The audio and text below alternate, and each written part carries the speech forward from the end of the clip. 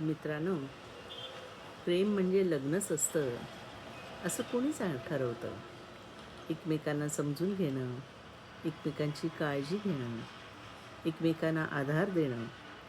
जीवनसाथी कधीही समजू शकला नाही.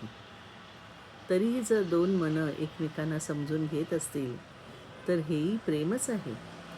प्रेम म्हणजे देहाची भूक असते असं कोणी सांगितलं? समोरच्याला फक्त पाहून समाधान मिळणं, थोडं बोलून मन शांत होणं, त्याचा आवाज ऐकून हृदय भरून येणं, हेच तर प्रेम आहे.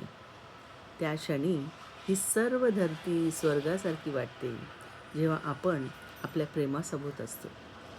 म्हणूनच प्रेमाचा अर्थ न फक्त लग्न आहे, न देहाची भूक. प्रेम म्हणजे मनाचं नातं, हृदयाची जोड आणि भावनांची शुद्धता.